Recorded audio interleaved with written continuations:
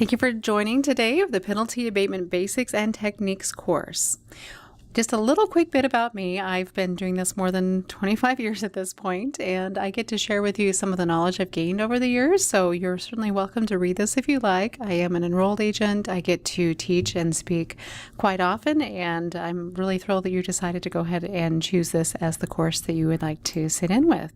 So today what we're going to be covering is, this is all a overview course, a basics course, so we're going to be touching high level on things to do with penalties. We're going to go through a quick overview to discuss how penalties are calculated. We're going to be going through the Internal Revenue Manual Part 20, which deals just in penalties and interest.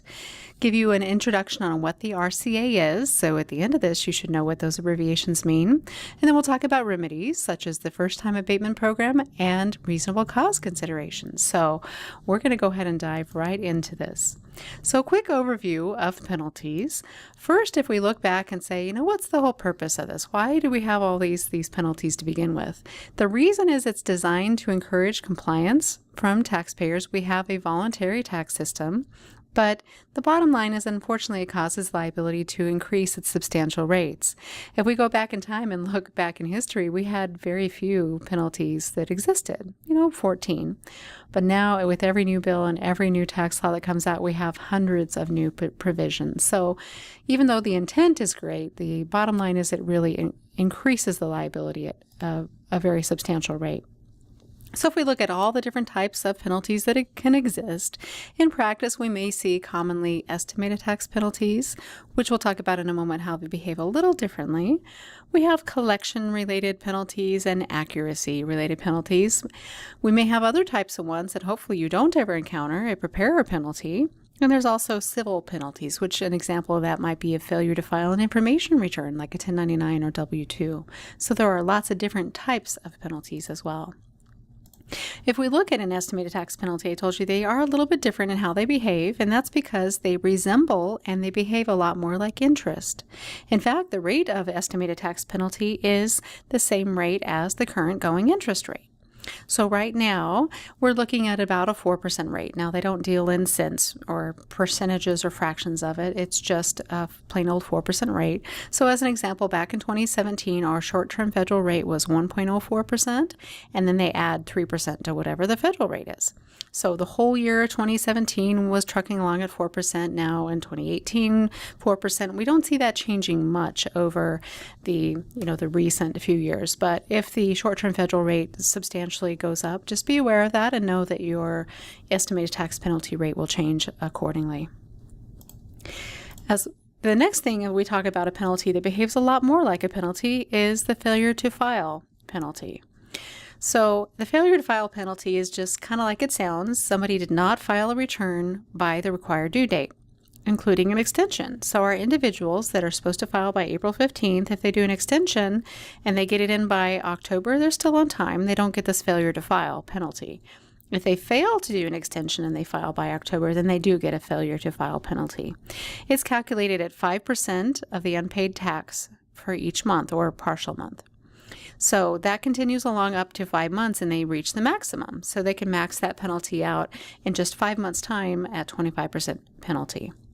Now you may say, well, but they don't really owe all that much. They, owe just a couple $100. Well, there is still a minimum penalty of $205. So if they owe up to $205, the penalty equals the tax. Well, that sounds unfortunate because that sounds like a 100% penalty to me, but they are subject to an inflation adjustment. So what that means is every single year that little $205 minimum penalty is going to keep changing year by year. So there is a minimum penalty of $205 or whatever the tax is owing. So if they owe $100, their penalty is $100. So that we may have that if they don't file on time.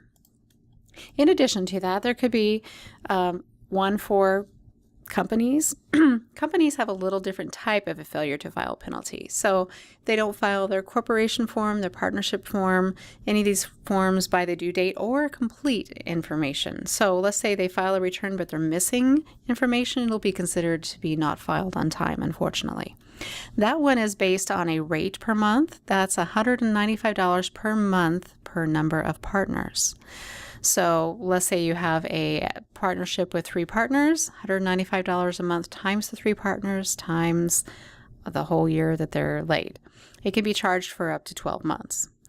Now, if you are working with a non-filer or severely late returns, those amounts are a little bit different for prior to 2010, but right now you can kind of just say, oh yeah, I know it's $195 penalty per month per owner, partner, shareholder, etc. We also have a failure to pay penalty that exists.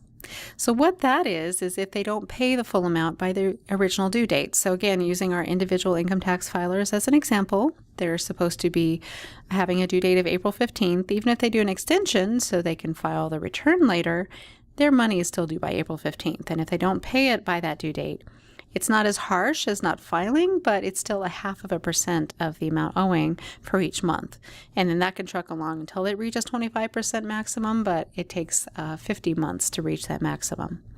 And then the little reminder that I always have to tell my clients is just because they extend the time to file the return doesn't mean they get an extension of time to pay. So we'll have clients that think they're doing everything on time and doing everything right, but they still get hit with this failure to pay penalty. So it's helpful to at least know how these are calculated, because our first line of defense is it right? That's the first question I always ask. Is it right or is it wrong? If the penalty is calculated correctly, then we work on what do we do to remedy it. So what about if a failure to file and a failure to pay both apply? Well, there's a little bit of a rule that says, okay, well, we will know one is 25% maximum, the other is 25% maximum, but we'll give you a little bit of a break. They can't ever exceed 47.5% for both combined. But really, for all intents and purposes, that's pretty much 50% of their unpaid tax that gets assessed in penalties. If they're not in compliance, they don't file and pay on time, then it can end up being substantial, because the other thing that happens is interest. Interest gets added to the base tax. Interest gets added onto the penalty. So it's, for all argument's sake, you can say 50% that they could be potentially adding on if they do both of those. There's also for employers, we have something called a failure to deposit. So if they aren't paying the payroll taxes and depositing it on time. So if they aren't doing it on time, they do a wrong amount, they do it in the wrong manner. And that would be they were supposed to pay it electronically and they don't, then they can get assessed a failure to deposit penalty. So the failure to deposit penalty is more of a graduated penalty. That one's based on how many days past the deadline before it comes in. So if it is just 1 to 5 days late, it's a 2% penalty. If it's between 6 and 15 days late, we're looking at a 5% penalty. So this is just a couple weeks' time when you think about it. If it's more than 15 days late, 10% penalty. So it does not take hardly any time for it to rack up very quickly. So let's say that they fail to make the payment and the IRS gives them a notice. It says, hey, you forgot to make this payment. And they go ahead and pay within just a very quick time frame. They get the notice, pay it in 10 days. Well, then they'll get just a 10% penalty. But if they don't do it within that 10 days, it rises to 15% instead. So this is all very time sensitive. They want to really be very strict with employers. They're going to really have substantial penalties in comparison to the other ones we just talked about. If they're required to pay it by electronic funds transfer and they fail to, then they get a whole additional 10% because they aren't doing it in the electronic means that they're supposed to pay it. So if we look at all the potential things that can happen to that employer, that let's just say they did the worst of everything. They failed to deposit correctly, they failed to file, they failed to pay, all these different ones layer in to where it can end up being quite substantial for that employer. As we look at, okay, how do we go about fixing this? What do we do to help somebody? We have a little bit of a baseline that we've just laid down to say, this is exactly how we go about calculating the penalties. And that's important because, again, the first line of defense is say, is it right or is it wrong? We got to know that the penalties are calculated correctly. But then we say, really, what do we do about it? We have to go through, and this is one area where we're kind of like begging for forgiveness. We know that this client filed wrong, didn't file on time, they didn't pay on time, etc. Whatever it is that caused the penalty, we're going to go to the IRS and say, would you please forgive us? Would you consider maybe giving up this penalty? It's called a penalty abatement request. How do those work? We actually go through a little bit of software called the Reasonable Cause Assistant. So we're going to go ahead and talk about that here real quick. The Reasonable Cause Assistant What it is artificial intelligence. It is software.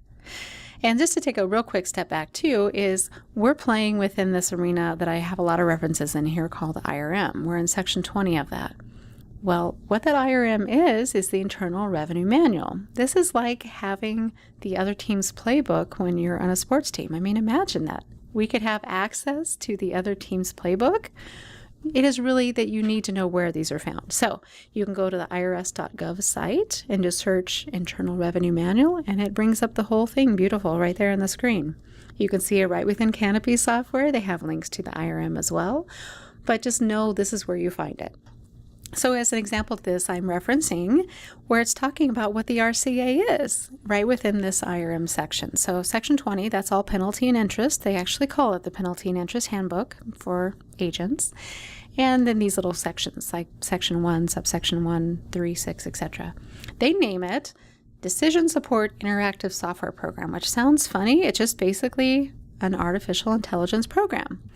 But it is this RCA, this Reasonable Cause Assistant program, that actually determines whether or not they're going to give us penalty relief. So we have to at least know it exists and know we do get the question sometimes, well, can I access it? How do I get into that? Unfortunately, it's nothing that we can access. This is only an agent that can access it. But it is like a little rabbit trail. And the way I describe that, I actually just had a call recently that I called the IRS and said, here's what I'm trying to do. So every question that comes up on that RCA, depending how you answer, it leads you to a different question. And that one leads you to a different question. So it feels like you're just running through this little rabbit hole into a maze of different directions. But that's what the RCA is.